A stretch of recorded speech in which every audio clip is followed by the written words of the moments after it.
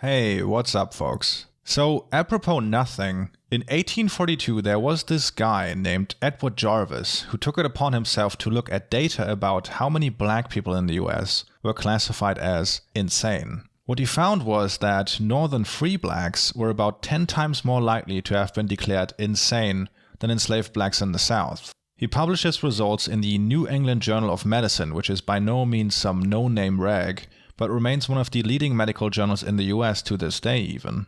Despite Jarvis being someone who was anti-slavery, his research led him to conclude that slavery in regards to black people must have had a wonderful influence upon the development of the moral faculties and the intellectual powers. With this information, people in the US who were pro-slavery had some hard data and facts to argue that slavery wasn't bad at all and that those enslaved were supposedly flourishing under their white masters. Shortly after, though, Edward Jarvis realized that the New England Journal of Medicine had actually published cringe since his findings were based off widely inaccurate census data. But at that point, it didn't really matter anymore, since the journal had already made the rounds. Anyway, what are we going to talk about today? As the title suggests, we're going to take another deep dive into the world of YouTube conservatism and take a look at our boy Ben Shapiro specifically. I think it's not too far out there to assume that a good chunk of people who get their initial politics from YouTube, which you should never do, end up conservative, partially thanks to people like Ben. And by that, I mean people who don't really think much about economics or social issues but get introduced to them by people like Ben Shapiro, Steven Crowder, those kind of guys.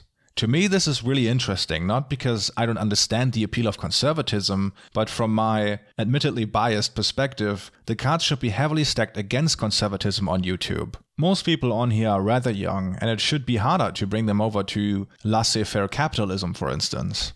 According to the Institute for Fiscal Studies, the wages of people in their 30s are about 7% lower than they should be based on growth rates before the 2008 financial crisis. The wages of people in their 20s are about 5% lower, while people over 60 got off rather easy, with their earnings just being 1% lower.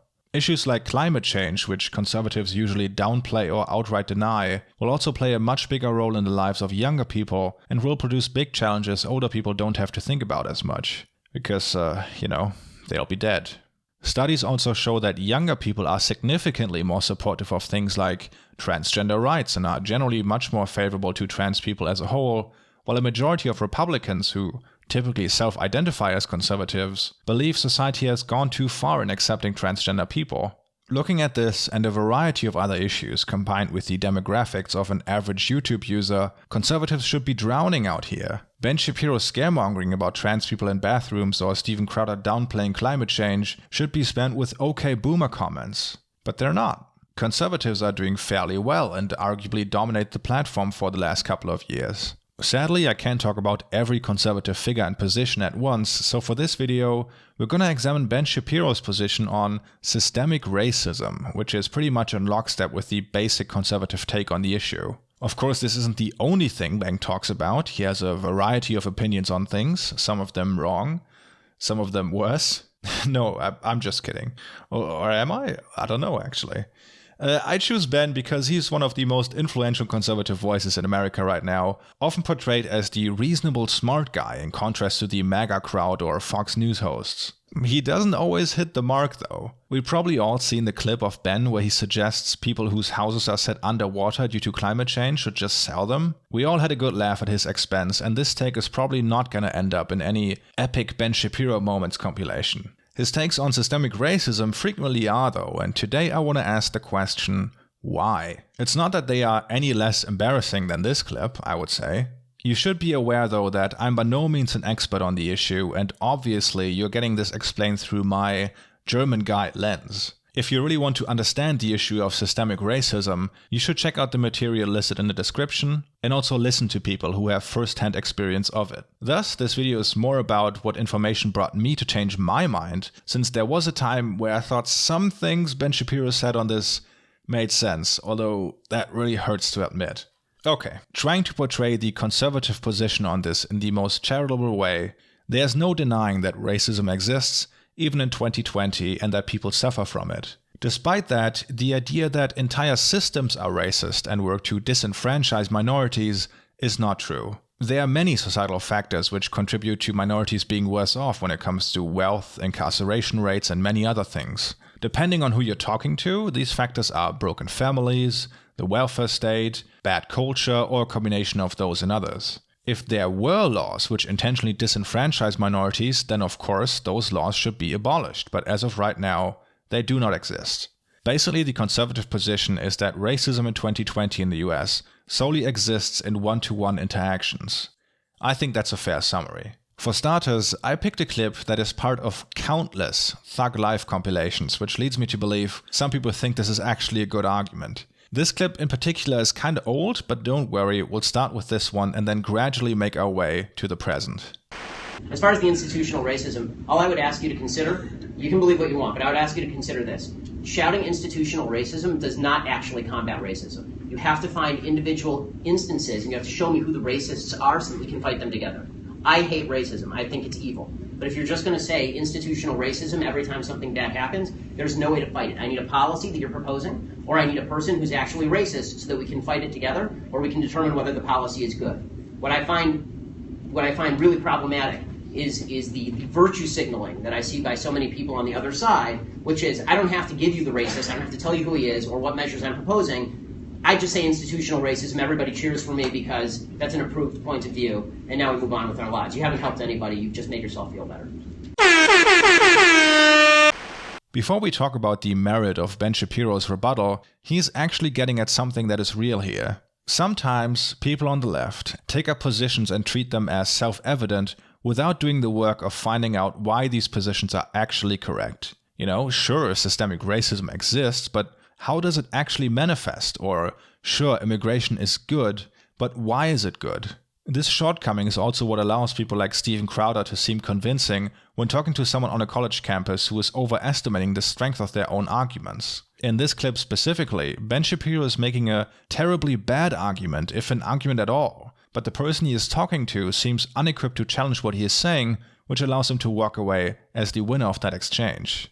Anyway, firstly, if Ben desperately wanted to fight racism, but struggles to find instances of it being systemic, he doesn't have to wait for a college student to point it out to him. He could just look it up. Believe it or not, there are people outside of campuses who talk about this, write books that receive national awards, documentaries, TED Talks. I don't know if Ben is simply unaware of this, or if to him all these people are virtue signaling or trying to score woke points or whatever. Ben's complaint that systemic racism is too vague of a term is one that he brings up a lot, so it seems like he is really struggling to find instances of it actually existing.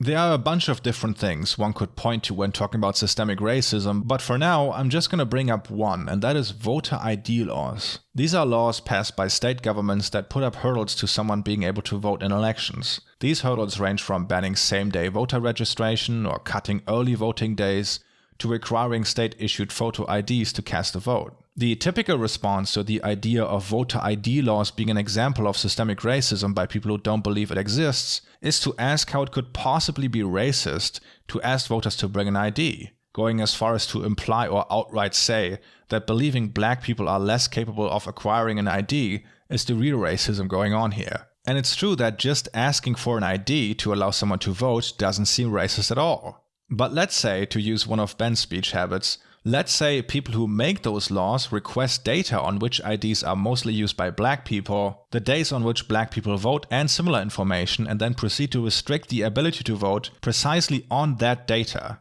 Because this is exactly what happened in North Carolina in 2016, where a federal court struck down a law introduced by Republican legislators that, according to the judges, targeted African Americans with almost surgical precision. The legislators in this instance went out of their way to exclude many of the photo IDs and get rid of voting methods predominantly used by black citizens with the aim of reducing their turnout in elections. North Carolina is far from being the only state to enact voter ID laws, although racial bias is rarely as obvious in those as it was in North Carolina. Often these laws focus on putting up financial and geographical barriers to being able to vote. I'm sure most of you watching had the experience of needing something from a government agency, but they were only open for like 2 hours on a Wednesday when you had to work or something. In addition to that, there is simply no justification for these kinds of laws. The main argument by legislators introducing voter ID laws is that they are necessary to combat voter fraud and to make it harder to impersonate someone else at the ballot box. The problem with this line of argumentation is that voter fraud, despite what many Republicans will tell you,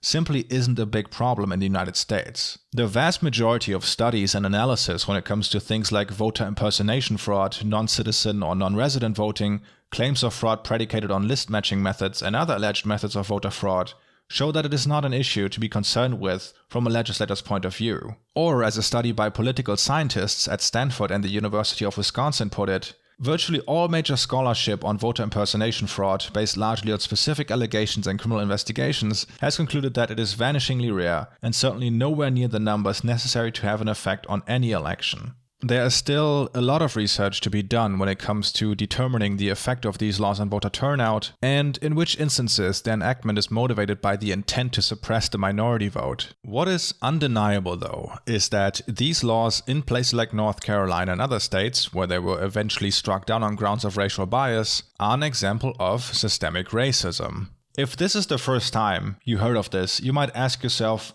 how is this possible? In a country where Barack Obama was president, how is there still this level of obvious racism? When looking at the history of the United States from the beginning of slavery to the election of Barack Obama, it's obvious that throughout the US's existence, there has been a tremendous amount of racial progress. What is easy to miss, though, is that simultaneously, there's also been a lot of racist progress. With laws and social attitudes becoming more progressive over time, it led to racist ideas adapting rather than just going away. This is something that talking about systemic racism really shows, since you'll often hear conservatives or classical liberals make the point that there are no laws prohibiting explicitly African Americans from doing anything, so how could there possibly still be systemic racism? And the answer to that is rather easy, and it's also why in the case of North Carolina, nowhere did the law explicitly mention black people.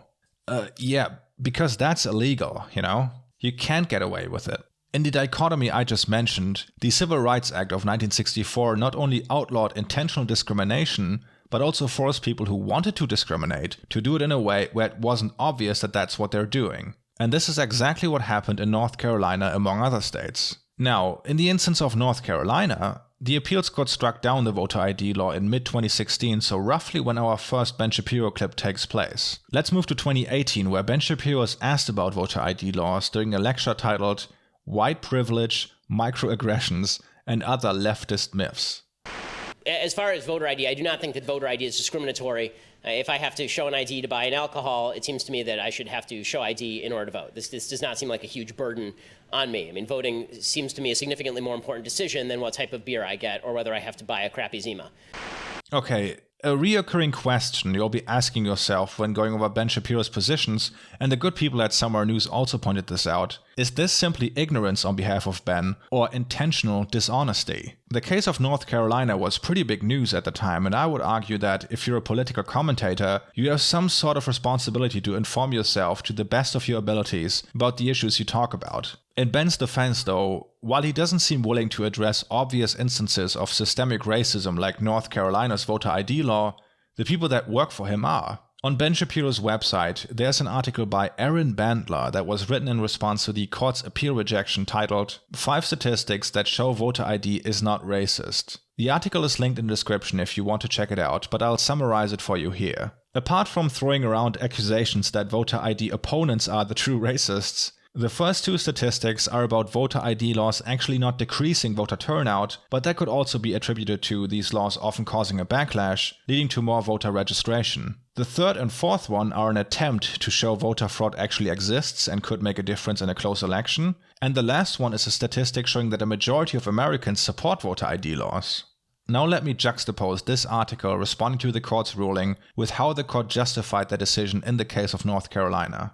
The state argued before the district court that the General Assembly enacted changes to early voting laws to avoid political gamesmanship with respect to the hours and locations of early voting centers. As evidence of justifications for the changes to early voting, the state offered purported inconsistencies in voting hours across counties, including the fact that only some counties had decided to offer Sunday voting. The state then elaborated on its justification, explaining that counties with Sunday voting in 2014 were disproportionately black, and disproportionately democratic. In response, SL2013831 did away with one of the 2 days of Sunday voting. Thus, in what comes as close to a smoking gun as we are likely to see in modern times, the state's very justification for challenged statutes hinges explicitly on race. Specifically, its concern that African Americans who had overwhelmingly voted for Democrats had too much access to the franchise. So, not only did the legislators in North Carolina request data regarding the voting habits of black people specifically and went on to use that data to disenfranchise the black vote, they even said so in court. There's simply no way to spin this. This is racism on a systematic level.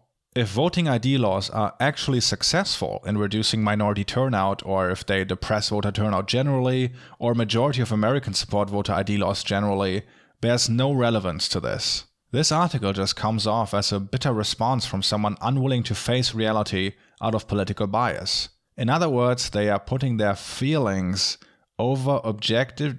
Do you get it? I'm doing a thing. Anyway, I don't know which is worse, this article on Ben Shapiro's website or his own response of, well, I don't think voter ID laws are discriminatory because I need to show an ID to buy a crappy Zima, lol.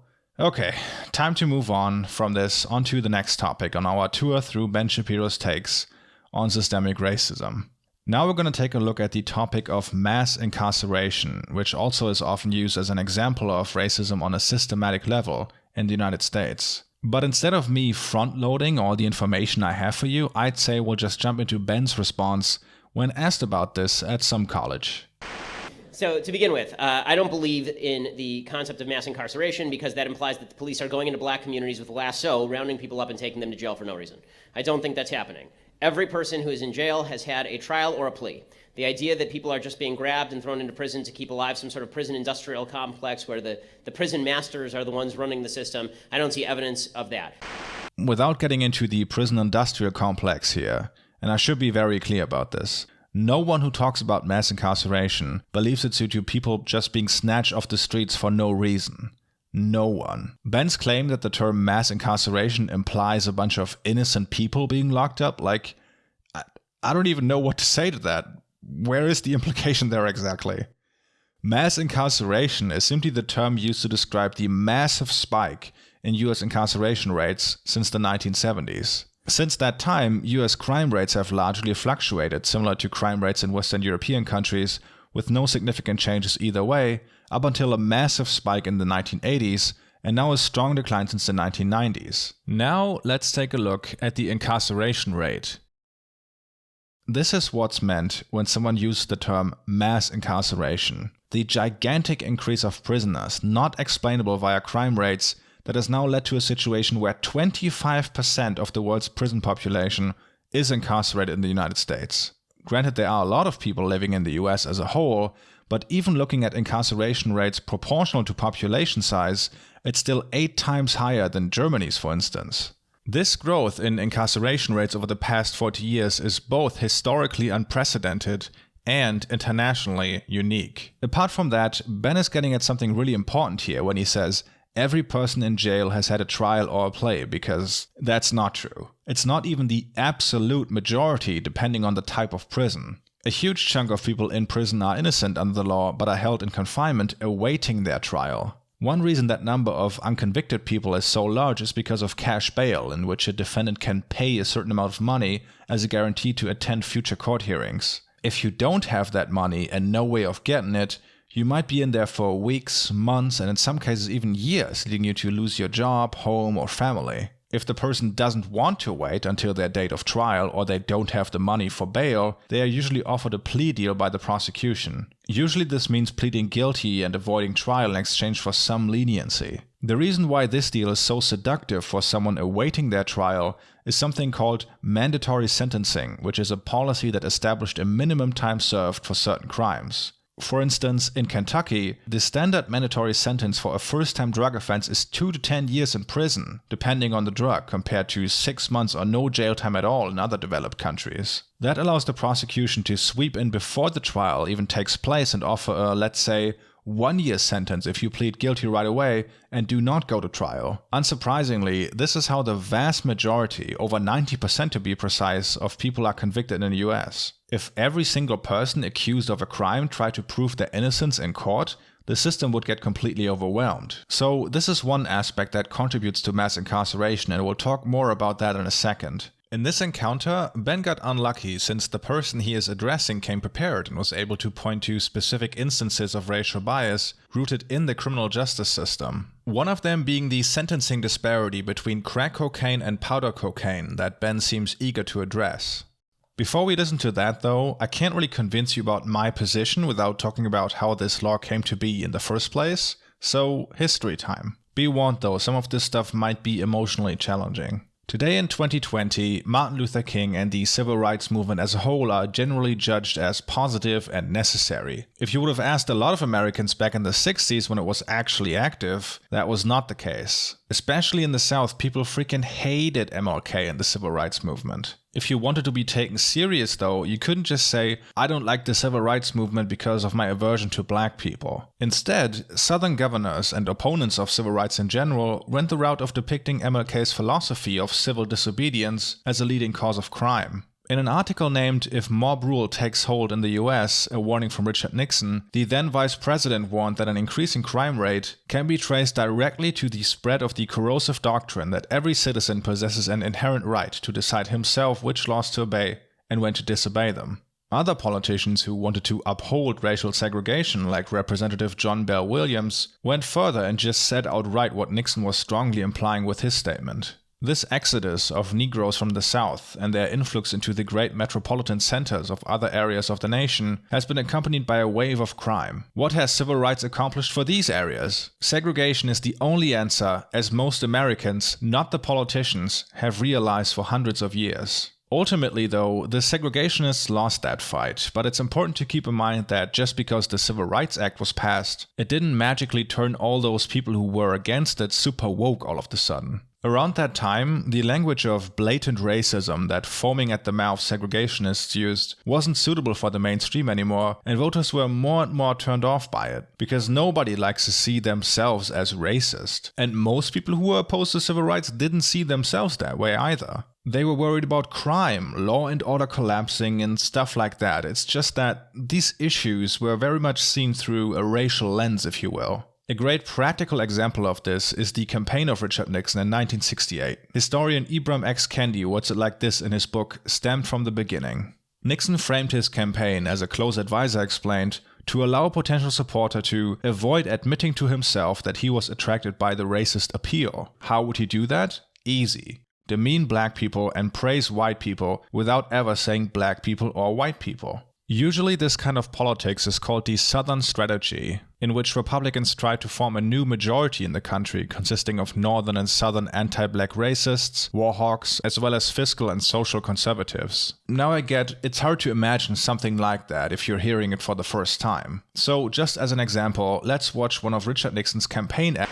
For conservatives today, this is obviously a hard pill to swallow, and when stuff like this gets brought up, the reaction by the right is often along the lines of, oh, so everyone who's concerned about crime is a racist? Every Nixon supporter was a racist? Well, no, it's not that simple. All of us, conservative or progressive, have subconscious biases that affect the way we think. It's just that when it comes to race, we have a harder time accepting that fact because we don't see ourselves in that manner. For instance, if I would ask you what is more likely to be the cause of your demise, a stroke or an accident, chances are high that you will guess the latter, despite strokes causing about twice as many deaths as all accidents combined. When surveyed, most people judge tornadoes to kill more people than asthma, although the latter cause about 20 times more deaths. All of us have biases like these in our brains, and things like race or crime are no exception to this. I picked these two examples from Daniel Kahneman's worldwide bestseller, Thinking, Fast and Slow, and here's how he describes this phenomenon. The lesson is clear. Estimates of causes of death are warped by media coverage. The coverage is itself biased towards novelty and poignancy. The media do not just shape what the public is interested in, but also are shaped by it. Editors cannot ignore the public's demands that certain topics and viewpoints receive extensive coverage. Unusual events attract disproportionate attention and are consequently perceived as less unusual than they really are. The world in our heads is not a precise replica of reality. Our expectations about the frequency of events are distorted by the prevalence and emotional intensity of the messages to which we are exposed. Besides media coverage, one thing distorting our image of reality is obviously political rhetoric, and the Nixon ad we just watched is a perfect example of that. But if you don't want to take my word for it, Nixon reportedly reacted to seeing this ad by saying it hit right on the nose. It's all about those damn Negro Puerto Rican groups out there. And just to eradicate any doubts when it comes to the intent of the law and order rhetoric by Nixon, here are some more quotes. H.R. Alderman, who was a key advisor to Nixon, said afterwards, he, President Nixon, emphasized that you have to face the fact that the whole problem is really the blacks. The key is to devise a system that recognizes this while not appearing to. Another issue besides crime used for this purpose was drugs, and the perception of drugs being something largely contained to black people lasts to this day even. The vast majority of people in the US, when asked to envision a drug dealer, describe someone who is black, despite the actual makeup being more like 50-50, with white youths even more likely to sell drugs than black youths. Here's John Ehrlichman, special counsel to Nixon, talking about the instrumentalization of drugs in the Nixon campaign. The Nixon campaign in 1968 and the Nixon White House after that had two enemies, the anti-war left and black people. You understand what I'm saying? We knew we couldn't make it illegal to be either against the war or black. But by getting the public to associate the hippies with marijuana and blacks with heroin, and then criminalizing both heavily, we could disrupt those communities. We could arrest their leaders, raid their homes, break up their meetings, and vilify them night after night on the evening news. Did we know we were lying about the drugs? Of course we did. So this really isn't, left-wing conjecture. These people were completely open about this strategy, which really caused a conservative revolution inside the Republican Party. And it worked. Nixon was so successful in gathering up not only opponents of desegregation, but also people with concerns about the civil rights movement, and framing his messaging around law and order that in 1968, 81% of respondents in a Gallup poll said they believed Nixon's campaign slogan, "Law and order has broken down in the country." Over the years, this strategy achieved its goal of making the issue of race a wedge yet again, despite slavery and Jim Crow being abolished. The president who deployed it arguably the most effective was Ronald Reagan a couple of years down the line. And with the first Reagan campaign, you saw a really interesting dynamic emerge that plays a significant role in US political commentary even to this day. And I'm sure this comment section will have its fair share of it as well. Reagan kicked off his presidential campaign at the annual Neshoba County Fair near Philadelphia, Mississippi, the town where 3 civil rights activists were murdered in 1964. He assured the crowd, "I believe in states' rights," and promised to restore to states and local governments the power that properly belonged to them. His critics promptly alleged that he was signaling a racial message to his audience, suggesting allegiance with those who resisted desegregation, but Reagan firmly denied it, forcing liberals into a position that would soon become familiar, arguing that something is racist, but finding it impossible to prove in the absence of explicitly racist language. Two major themes of Reagan's campaign were welfare and crime, and naturally the kind of rhetoric deployed by Nixon was omnipresent in how Reagan conducted himself. He often decried what he called welfare queens, which was not so subtle code for lazy black ghetto mother, who was leeching off of honest, hardworking Americans. He was so successful that 22% of Democrats defected from the party to vote for him, with an even higher percentage of Democrats defecting who thought civil rights leaders were pushing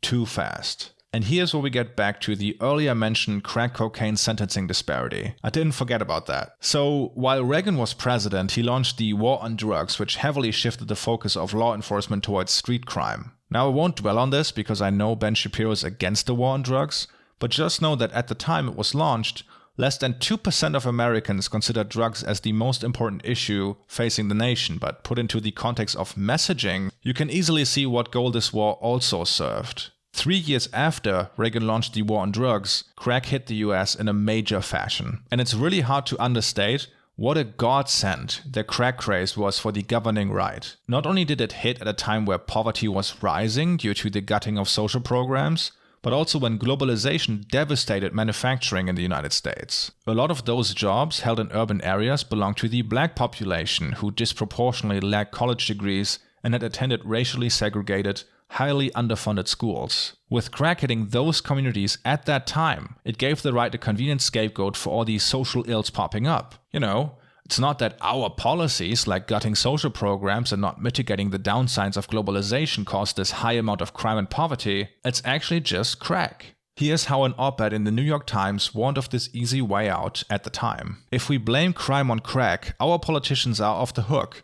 Forgotten are the failed schools, the malign welfare programs, the desolate neighborhoods, the wasted years. Only crack is to blame. One is tempted to think that if crack did not exist, someone somewhere would have received a federal grant to develop it. This critical voice in the Times was a pretty lonely one though, because the media went right along with whipping up this frenzy of the crack epidemic that was destroying America. Here's what New York City DEA director in 1985 Robert Stutman had to say afterwards. That's Drug Enforcement Agency, by the way. The agents would hear me give hundreds of presentations to the media as I attempted to call attention to the drug scourge. I wasted no time in pointing out the DEA's, new accomplishments against the drug traffickers. In order to convince Washington, I needed to make drugs, a national issue, and quickly. I began a lobbying effort and I used the media. The media were only too willing to cooperate because, as far as the New York media was concerned, crack was the hottest combat reporting story to come along since the end of the Vietnam War. Despite all of that, you might still object to me characterizing someone supporting harsh punitive measures for crime, and especially drug-related crime, to racial bias. And it's not like I don't get that. It's extremely hard to figure out why large groups of people support specific policies, especially when we figure in subconscious bias. Maybe a lot of people really were concerned about crime and drugs and harbored no animus towards minorities at all. I'm certain that the vast majority of people back then saw their own motivation for supporting these policies in that manner. Be that as it may, what I would say disproves these supposedly colorblind motivations is that studies since the 70s have shown that crime rates or likelihood of victimization were only secondary factors when looking at white support for backing the get tough on crime and anti-welfare measures. The single biggest indicator researchers found was racial attitudes. As Michelle Alexander puts it, the war on drugs, cloaked in race-neutral language, offered whites opposed to racial reform a unique opportunity to express their hostility towards blacks and black progress without being exposed to the charge of racism. So, in this very irrational climate, legislation was passed that heavily penalized drug-related crime, but also disproportionately punished the possession of crack cocaine, which was associated with inner-city blacks, from powder cocaine, which was more seen as a drug of affluent whites. And I'll tell you how big that disparity was in a second, because I first want to play Ben's response to a student bringing up the crack cocaine, powder cocaine sentencing disparity as an example of racism in the criminal justice system. As far as the 1986 law, I think that it's important to put this into context. And the context is that law was originally pressed by black legislators from inner cities who were sick of watching crack cocaine destroying their communities. And the reason for the disparity is because crack was more easily distributable and significantly more effective than powder cocaine. It is also the fact that the vast majority of people who are distributing and using crack cocaine were black. You know it's a drug that the vast majority of people who distribute and use are white? Crystal meth. Guess what the penalty is for 1 ounce of crystal meth versus 1 ounce of crack cocaine? They are identical. They are identical because they are easily distributed and they are distributed in similar forms. So the idea that this was just some sort of attempt to grab black people off the street and throw them in jail for no reason so we could have a permanent underclass of people with no fathers, this seems to me like a giant conspiracy theory with little evidence to support it. Okay, so let's see if what we're talking about is actually a giant conspiracy theory. I don't really know what Ben means when he says the 1986 drug law was pushed by black legislators, or why that would even matter. The question is not, is this the fault of white people, but is it discriminatory in effect? How many black legislators supported the bill is completely irrelevant to that question. Also, when Congress revisited the drug policy in 1988 and introduced even more punitive measures, 6 of the only 11 negative votes on the new Drug Abuse Act came from the Congressional Black Caucus. But anyway, not really important. For Ben's attempt to justify the existing disparity by saying crack is significantly more effective and easier to distribute than powder cocaine, folks, this is absolutely laughable. I can't even believe that's an argument someone would honestly try to make. This bill mandated a 5-year minimum sentence without parole for being caught with merely 5 grams of crack cocaine. The amount of powder cocaine you need to be carrying for the same sentence was 100 times that. Half a kilo. Even if you think there should be a disparity, is anyone seriously gonna make the argument that I can just as easily sell half a kilo of powder cocaine as 5 grams of crack cocaine? Ben machine gunning out these counter-arguments does not make them any less ridiculous, I'm afraid. The next point Ben brings up is the sentencing disparity between powder cocaine and crystal meth to, I guess, indicate that people pointing to the penalizing of crack as evidence of racial bias are just cherry-picking, and that this disparity also exists for white people because they are overrepresented in crystal meth use. And this might be a good argument if the crystal meth sentencing disparity was part of the 1986 drug bill, which it wasn't. Ben is also weakening his own argument here because from what I could find, the possession of meth usually leads to a harsher sentence than the possession of crack. Here's the thing though, that might be the case now. The only reason the disparities are similar is because the 100-to-1 crack cocaine disparity was reduced to 18-to-1 with the Fair Sentencing Act passed by the Obama administration. Until then, that had not been the case. Meth was really more of a thing of the late 90s or early 2000s, and even today, more black people are arrested for possessing crack cocaine than white people for possessing meth, and both pale in comparison to the arrests made because of marijuana, in which minorities are also overrepresented despite similar usage rates. And even if all of that wasn't the case, usage rates don't necessarily translate to arrest and conviction rates. In 1996, 10 years after the Drug Abuse Act, 2/3 of crack users were white or Latino, but still almost 85% of defendants convicted of crack possession were black. Instead of bringing up a bunch of nonsense, Ben could have so easily deflected this issue onto the Democrats, saying, well, if you have a problem with mass incarceration, you should put the blame on Bill Clinton, etc., etc., because that's actually true. Creating the problem of mass incarceration was a bipartisan effort in the US. The last point he makes is that the vast majority of people who are in jail are supposedly in jail for selling drugs and not for using them. As far as the idea that these communities would be better if we just release people onto the streets, so I think it's important, again, to note the statistics here. The fact is the vast majority of people who are in jail for drug crimes are in for distribution, not merely for use. The idea that it's a black kid who's just smoking crack on the street who's getting picked up by the cops and thrown in jail, the justice system doesn't have time for that. I don't want to get ahead of myself here because this isn't the only time Ben will bring up the makeup of the prison population as an argument, but just know that 4/5 of drug law violation arrests are for possession. Next, Ben is confronted with the fact that black and white people use drugs at similar rates, but that blacks are disproportionately imprisoned for it. Let's see how our friend in the audience responds. Yeah, I want to respond to one specific point. You were saying the idea that cops are going into black communities and lassoing up black people is completely ridiculous. How would you explain the amount of black people in jail currently? Higher numbers of black people committing crimes. Well, that's not the case. It is absolutely the case. It's been statistically shown that white people use drugs just as much as black people. And as I said, people are generally not arrested for using drugs. They're generally arrested for drug distribution in the drug war. Do white people not distribute drugs? Well, they don't in terms of proportionality with regard to, I mean, the idea that, again, you need to show me the statistics on drug distribution. So the burden is on you to prove the disparity, not on me to prove the non-disparity. As we just discovered, the majority of people being arrested for drug distribution and not possession is completely not true. But even if that was true, is Ben trying to say that white and black people use drugs at similar rates, but the drug dealers are all black people and that's the reason for the disparity? And you can see Ben get kind of flustered when this statement is called into question, and he switches to saying he doesn't have the statistics in front of him, despite seconds earlier confidently saying it is absolutely true that black people commit more of these crimes. Luckily, I do have the statistics at hand, and I bet you could see this coming by now. White people sell drugs at similar, if not higher rates than black people, but are less likely to get arrested, and overall receive milder convictions for the same offense. There's no way to win this argument for Ben. His attempts to push back against the idea that the criminal justice system produces racially biased outcomes just seems desperate and stubborn in the face of overwhelming evidence.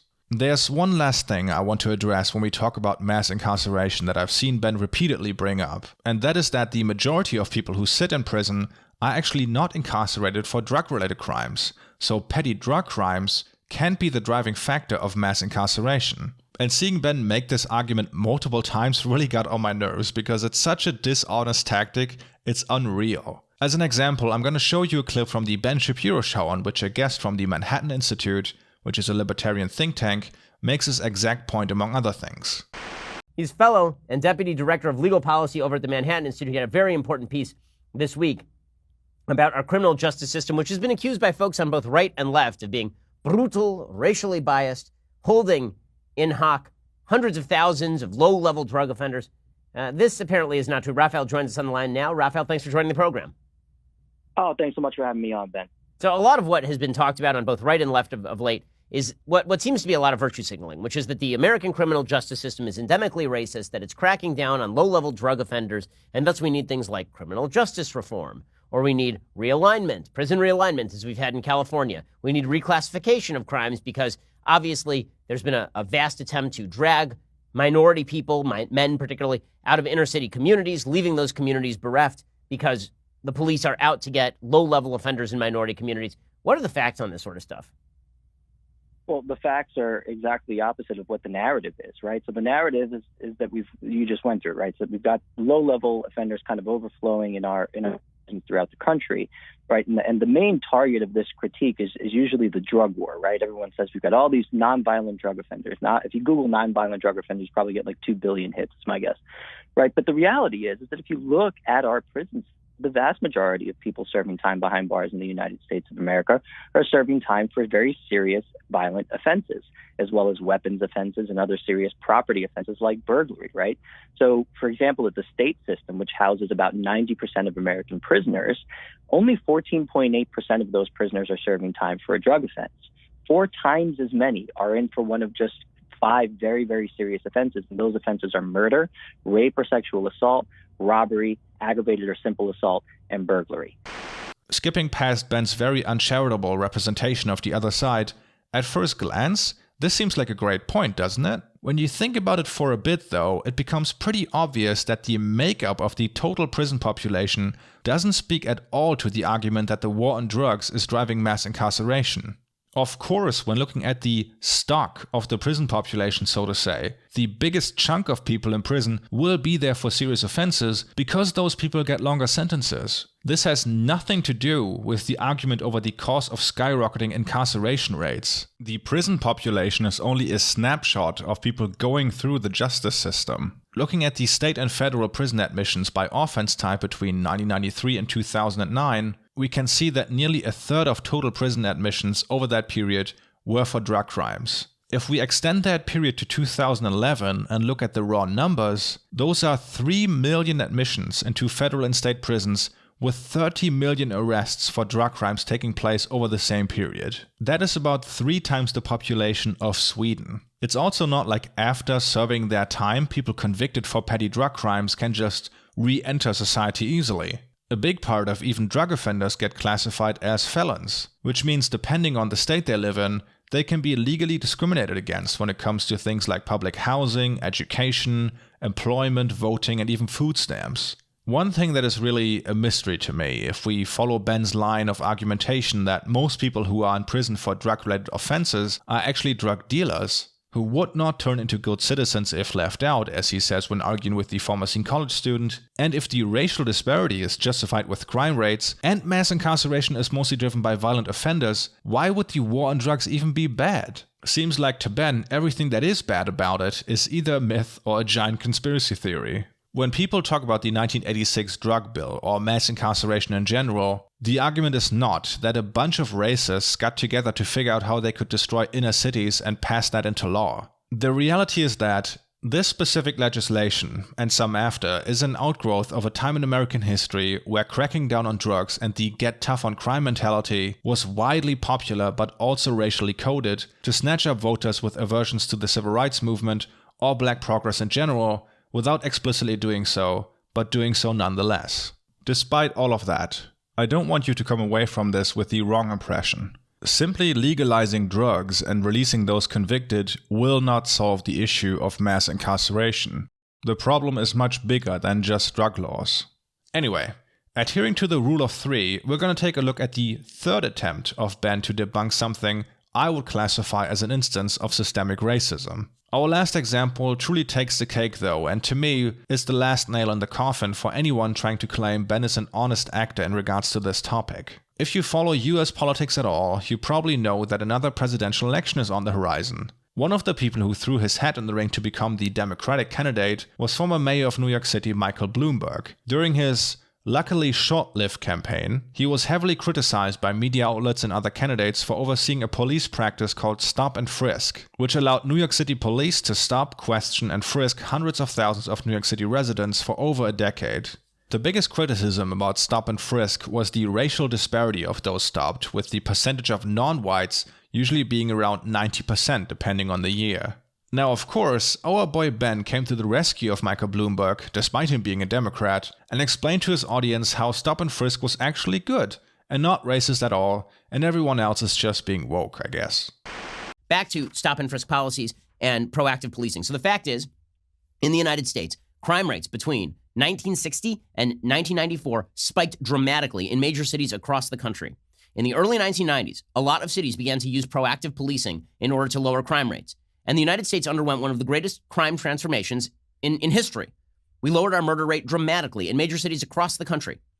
Okay, and that was because of proactive policing and broken windows policing and CompStat and yes, policies like stop, question, and frisk. And these were applied in bipartisan fashion. Right? Mayor Giuliani became Mayor Giuliani because David Dinkins wasn't going to do any of this stuff. Mayor Richard Riordan in LA became Mayor Richard Riordan because Democrats in LA were not doing this sort of stuff. The attempt to clean up crime was one of the major American success stories between 1994 and 2015, when there was sort of a reverse effect after some of the Ferguson riots and the so-called Ferguson effect, where police started backing off out of fear that they were going to ruin their lives and careers if they engaged in proactive policing. Well, this was a bipartisan coalition that favored lowering crime. And that bipartisan coalition included a lot of black legislators and a lot of black city council members who were sick of watching high crime neighborhoods affecting black people who are living in those high crime neighborhoods. So this is kind of the backdrop for Ben's argument about stop and frisk, namely that proactive policing, like stopping and frisking people randomly, contributed to the great American success of reducing crime throughout the 90s. The problem with this theory is that crime dropped sharply not only across the United States, but much of the Western world. And since proactive policing, like in New York, wasn't deployed nationwide, this being the big reason for the huge reduction in crime seems rather unlikely. In addition to that, crime rates continue to drop today, with less proactive policing taking place in New York City. There's by no means a consensus on what exactly caused the drop in crime rates, but one theory that fits much better than Ben's, and this is one that probably stinks the most for Ben, is government regulation. If you compare the violent crime rate in the US with the amount of lead in gasoline, the two curves look eerily similar, but are offset by about 20 years. In case you didn't know, lead is a neurotoxin, and if you're exposed to even small doses, it can cause cell death as well as a bunch of other irreparable damage to the brain. High lead exposure during childhood is also linked to a permanent loss of gray matter in the prefrontal cortex, which is associated with aggression control and other executive functions like emotional regulation and impulse control. One of the things also explained by this theory is the discrepancy of murder rates between big cities and small towns, since big cities have more cars in smaller areas, which means a higher concentration of atmospheric lead, and while the amount of lead in the atmosphere has gotten smaller and smaller over the years, the difference in the murder rates shrunk quite a bit. It is also the case that in states where leaded gasoline was faded out slower, crime declined slower, and in states that did so much faster, crime declined more quickly. But even putting that aside, Ben would have to substantiate that stop and frisk specifically contributed to the drop in crime,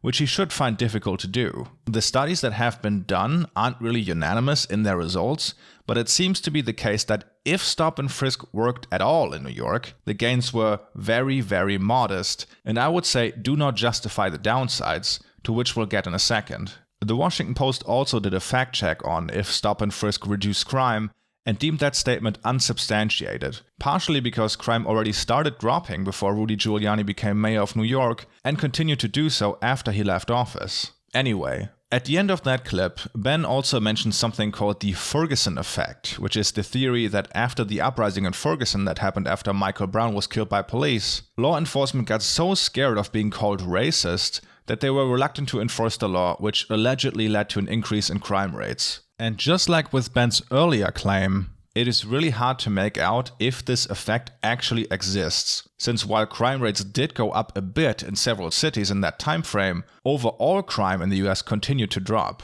One study suggests that if this effect exists at all, it's probably more due to black people being more afraid to cooperate with law enforcement, rather than police officers being afraid of losing their job. And even if Ferguson led to some areas being depoliced, that's not necessarily bad, because a lot of areas were over-policed prior to that. Be that as it may, let's now look at Ben's reasoning why stop and frisk isn't racist, and why Michael Bloomberg's comments on the policy are factually correct, apparently. I have to jump around in this clip because it's quite long, but you can find the link to it below and make sure I'm not leaving out important context. Here is Michael Bloomberg talking. This is supposedly the clip that's going to end his presidential bid. Put those cops where the crime is, which means in minority neighborhoods. So it's one of the unintended consequences is people say, oh my God, you are arresting kids for marijuana that are all minorities. Yes, that's true. Why? Because we put all the cops in the minority neighborhoods. Yes, that's true. Why we do it? Because that's where all the crime is. And the way you get the guns out of the kids' hands is to throw them against the wall and frisk them. Okay, now he's saying this in the roughest and dumbest possible fashion, is to get the guns out of hands, you throw them up against the wall, and you frisk them. Well, or if you asked any police officer in New York City, you stop, you question, and you frisk, right? That is the actual legal language. So the minute-long excerpt, Bloomberg says 95% of your murderers and murder victims fit one MO. You can just take the description, Xerox it, and pass it out to all of the cops. Right, so this is why whether he was asked about the racial disproportion is sort of relevant to how he's answering. If he's defending the policy on the basis that it is disproportionate to the general demographic, then that's a problem. If he's defending the supposed disproportion on the basis of crime statistics, then he's saying it in rough fashion. What he's saying is basically correct, right? What he's saying is basically true on a factual level, which is that disproportionately the vast majority of crime victims, from murder to violent crime to robbery in the city of New York, are minorities, and the disproportionate number of perpetrators and suspects are members of these communities too. So who do you think that active policing is going to end up hitting more often? Okay, and that's what Bloomberg is saying. He says that's true in New York. That's true in virtually every city. You want to spend the money to put a lot of cops on the street, put those cops where the crime is, which means in minority neighborhoods. Okay, well, that's awkwardly put, but that is true, which is that the crime is disproportionately in areas that have a disproportionate number of minorities. That just is the fact. A second comment from Michael Bloomberg has materialized as well. Both of these are trending on Twitter because the way this works is that Michael Bloomberg's, again, his only pitch for being president of the United States is that he was a half-decent mayor of New York City. That involved lowering the crime rates. But in the Democratic Party, you're not supposed to run on lowering crime rates. You're supposed to run on wokeness. And that means that you're supposed to run on the basic presupposition that if a disproportionate number to the demographic population of blacks and Hispanics are arrested, that must reflect criminal justice racism as opposed to disproportionate crimes taking place by black and Hispanic suspects. Here is Michael Bloomberg saying another thing that is getting him torn up. This is on WOR radio in New York. They just keep saying, oh, it's a disproportionate percentage of a particular ethnic group. That may be, but it's not a disproportionate percentage of those who witnesses and victims describe as committing the murder. In that case, incidentally, I think we disproportionately stop whites too much and minorities too little. Okay, that is 100% true. He's getting ripped up for this, right? How could he say this? What he just said on a factual basis is 100% true. On the basis of crime statistics, if you were just to compare crime reports to numbers of stops and frisks, what you see is that black and Hispanic suspects are being pulled over less frequently than they are charged in terms of the in terms of the general crime statistics. So Bloomberg's getting ripped up and down, and presumably Bloomberg is going to come out and apologize. Now, if he had any stones, Bloomberg would say, listen, my policies helped save literally thousands of black and Hispanic lives in New York City. Proactive policing saves lives. If you want to lower crime rates, and that disproportionately affects people who are living in minority communities, which are high crime areas, if you want to increase the economic growth in those areas, you need more policing, not less. First off, is stop and frisk racist? No. Stopping someone and frisking them, if appropriate, isn't inherently racist, and no one, I repeat, no one, is saying it is. The reason why the practice of stop and frisk has been reduced significantly since 2013 is because a federal court determined that the New York City police deployed it in a discriminatory fashion. And honestly, Ben has to know this. Not only was it national news at the time, but he is a lawyer talking about stop and frisk. There's no way he's not aware of this ruling. Another possibility is that he does know that a federal court deemed stop and frisk as deployed by the NYPD to be discriminatory, but disagrees with that ruling, since the racial disparity in those stopped is explained by minorities disproportionately being involved in criminal activity, which seems to be his reasoning. And this is one of those moments that shows the huge disconnect between academia and conservative positions, because you'd have to be absolutely delusional to believe experts don't incorporate things like crime rates in their assessment. Why wouldn't they? Are they just too woke? It's literally the first thing that comes to mind when seeing a disparity like that. Honestly, seeing this talking point so often is driving me a little nuts, because Ben and others always act like they activated their secret Yu-Gi-Oh! Logic trap card, when in reality they just have no idea what they're talking about. So let's do better than Ben and take a look at what some experts wrote when assessing stop and frisk as used by the NYPD. Jeffrey Fagan from Columbia Law School and his colleagues, for instance, wrote a paper called Street Stops and Broken Windows Revisited, with 3 relevant findings. First, stops within neighborhoods take place at rates in excess of what would be predicted from the separate and combined effects of population demography, physical and social conditions, and the crime rate. This excess seems to be concentrated in predominantly black neighborhoods. Second, the excess stops in these neighborhoods persist over time. Even as the black population declines, crime rates remain low and effectively unchanged, the city's overall social and economic health improves, and housing and other investments increase across the city's neighborhoods, including its poorest and most segregated neighborhoods. Third, there appears to be a declining return in crime detection from marginal increases in enforcement, and this efficiency gap seems to grow over time. The biggest argument for stop and frisk at the time was that it would get guns off the streets, and when looking at how many guns were recovered, we can really see the just mentioned efficiency gap in action. In 2003, the NYPD performed 160,851 stops and recovered 627 guns. In 2011, when the policy was at its peak, the NYPD recovered 780 guns, so definitely progress on that front, no denying that. The number of stops they had to do to get this many guns off the streets was 685,724. In other words, the success rate ran from 0.3% in 2003 to 0.1%, or nearly zero, in 2011.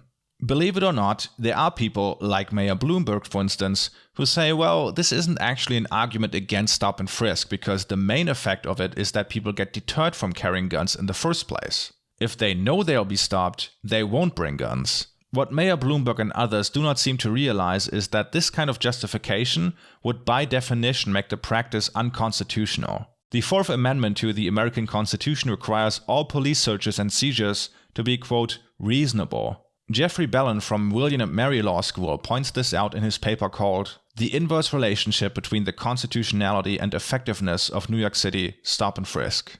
NYC stop and frisk, if conceptualized as a program to deter gun carrying, necessarily depends on stopping people without individualized suspicion. The theory justifying mass stop and frisk is that people will leave their guns at home to keep their weapons from being uncovered by an officer's frisk. In this scenario, the likelihood of a frisk determines the deterrent effect. If a frisk can be avoided by avoiding criminal activity such as trespassing, public marijuana smoking, or public urinating, people can comfortably carry guns unlawfully so long as they obey or think they will obey other laws while doing so. Thus, a high volume of arbitrary frisks is essential to effectively deter gun possession. The knowledge that a stop and frisk is almost inevitable powerfully deters gun possession. He concludes, a program of aggressive policing designed to deter unlawful gun carrying like that employed in New York City can either be effective or constitutional, but not both.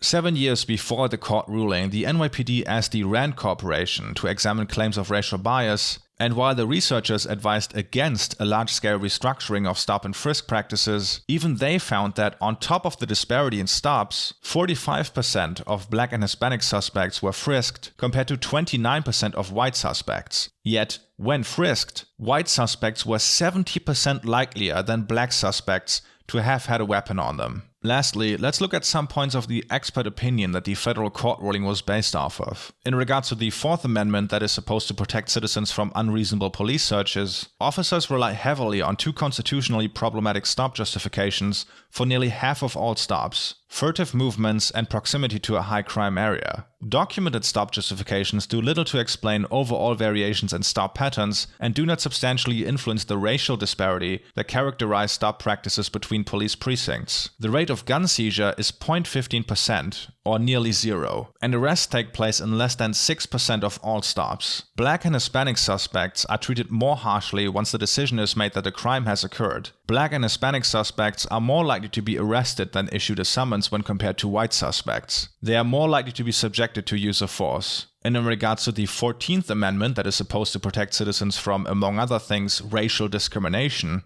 NYPD stop activity is concentrated in precincts with high concentrations of Black and Hispanic residents, even after controlling for the influence of crime, social conditions, and the allocation of police resources. NYPD stops are significantly more frequent for Black and Hispanic citizens than for white citizens, even after adjusting for precinct crime rates, the racial composition, and other social and economic factors predictive of police activity. Blacks and Hispanics are more likely to be stopped than whites, even in areas where there are low crime rates and where residential populations are racially heterogeneous or predominantly white. At the risk of repeating myself too much, there is no way to get around the fact that stop and frisk, as deployed by the NYPD, was not only another example of systemic racism, but comes close to a racist terror campaign waged against the minority population of New York City. Looking at the number of stops in 2011 and dividing them by how many days there are in a year, we get nearly 1,900 stops every single day without incorporating holidays. And it's not like these were spread out evenly among the entire city. This is getting defended by the small government guy, by the way.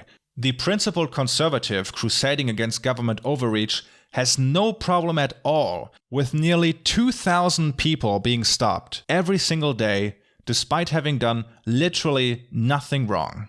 It's no surprise that since stop and frisk was deployed on such a massive scale, studies have shown that students heavily exposed to stop and frisk were more likely to struggle in school and eventually drop out entirely. Young men were more likely to experience symptoms of anxiety and depression, and the police pretty much destroyed what was left of police legitimacy in affected communities.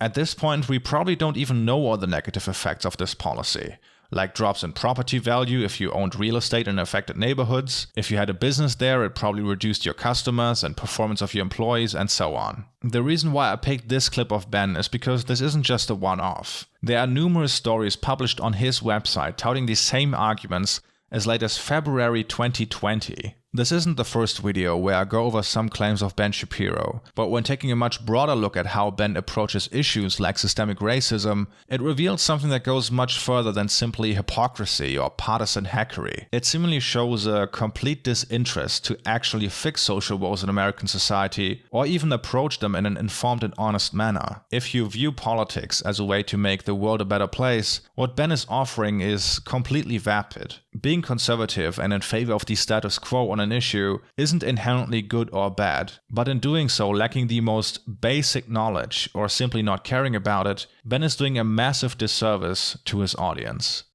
Now, here's where we get to the million-dollar question. Is Ben Shapiro a racist? The answer that I know to be truthful 100% is that I really do not care, but what his role is and what a lot of effort in the conservative movement is dedicated to is the exact same that Edward Jarvis' article in the New England Journal of Medicine served in its time, and that is to suppress and push back against the resistance to racial discrimination. It's a sad reality that Ben has such an easy time doing so, since all his answers are so trimmed towards being comfortable. For the average white person who largely interacts with other white people, systemic racism remains somewhat invisible socially, partially because the things we can compare it to are so much more obvious instances of racism, like Jim Crow or slavery.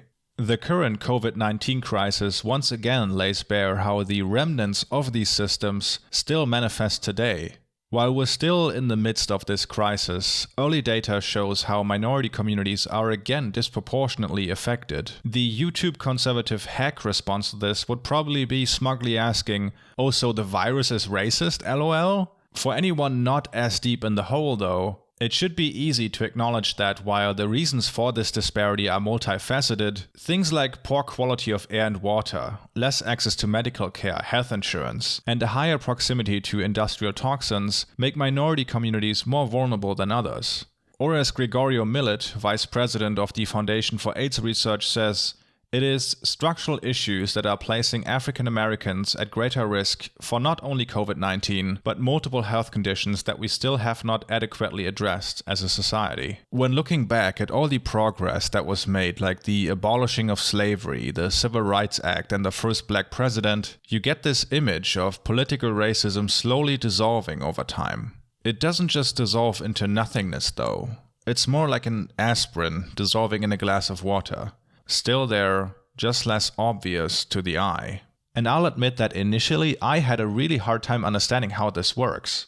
The basic assumption I had, and a lot of other people have, is that what happened in history before I was born basically doesn't affect my life in a significant way. Where it finally clicked for me was when I stumbled over a study examining something seemingly completely unrelated. The study examined one of the leading causes of death for young children in the US, which is drowning. In doing so, the study showed that the rate for black children ages 5 to 19 drowning in swimming pools was more than 5 times as high as those of white children. One of the reasons the researchers laid out was black people being barred from swimming pools and swimming associations in the past, and thus having institutional barriers in front of them that reduced the number of black people being able to swim. Now you might say, well, that's not the case anymore. They can just make the choice to learn how to swim, but as the study explains, if a parent does not know how to swim, there's only a 13% chance that that child will learn how to swim. When adult role models fear water or have been negatively impacted by the above experiences, their comfort level with swimming is passed down to younger generations. Looking at the delayed effect of something like institutional barriers to swimming had on the black population in the US, how do you think this plays out when it comes to something like housing, generational wealth, or a racist criminal justice system? Expecting these problems to be fixed by simple individual action might get the topic out of your head for a second, but it's not a reasonable position. Crafting talking points that sound agreeable and intuitively make sense is all well and good if your only ambition is to be part of a lot of YouTube compilations. If you'd actually want to be a helpful voice that makes the country you live in a better and more just place to live in, though, you might have to tell your audience that sometimes there's more to the world than meets the eye.